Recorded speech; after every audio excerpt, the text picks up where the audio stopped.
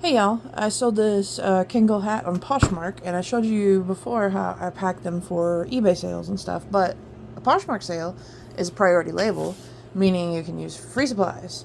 So basically, I'm going to use this Tyvek envelope instead of a poly mailer, because it's free supply, and I have a bunch of them still, and I don't hardly ever use them. I am going to use one of my clear bags. I'm going to bag it. And then I cut up a priority box. I still have regional A boxes, and they have been gone for a couple of years now. They don't even offer this kind of postage. So I still have these sitting around, regional A and regional B. I do need to clean out my supply closet because I don't use priority that often. So anyway, I'm going to keep the ones I use. But anyway, I'm going to put it in the bag and sandwich it between the priority and put it in the Tyvek. So I'll come back. All right, here we go. We got it bagged up in the poly bag, and I've made 2 cardboard pieces that will fit inside this Tyvek. All right, there we go. It's all packed up. It's in the plastic poly in there. It's sandwiched between 2 little pieces of cardboard here, and it's going in the Tyvek. Let's see.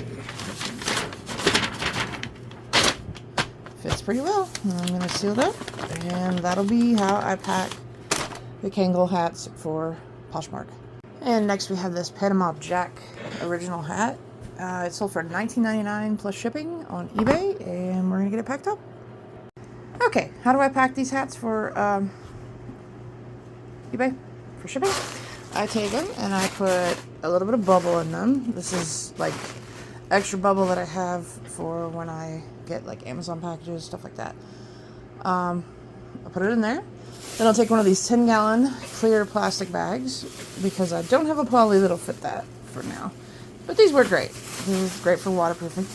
Anyway, I'll put the hat in it, and I will do my best to kind of enclose it, and I will tape that down so it's nice and secure, waterproof, everything. And then I will put them in a 12 by 12 by 8 box.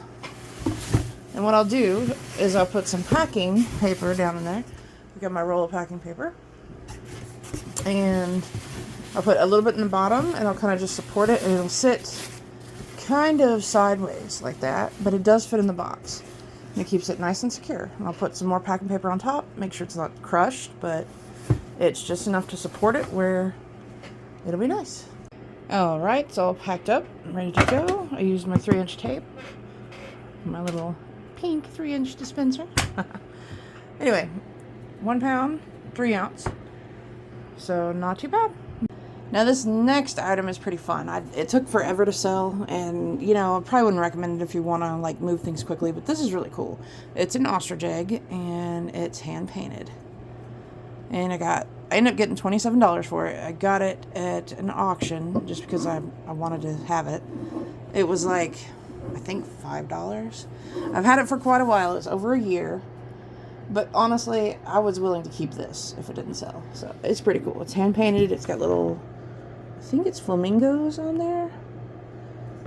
Anyway, I ended up getting $27 for it, which, you know, I'm happy, plus shipping. Alright, I did include some tissue paper in there just to kind of pat it in its own little box. And I will be putting it in a 12-10-8. And that'll give it a little extra space. I'm going to use some packing paper around it to provide cushion and everything. So it should be nice and secure. I'll come back. Alright, I ended up wrapping it in some larger bubble. I have a little bit of that. I don't use it too often, but this is basically an eggshell on a stand. So I'm going to make sure it doesn't get not injured, broken in transit.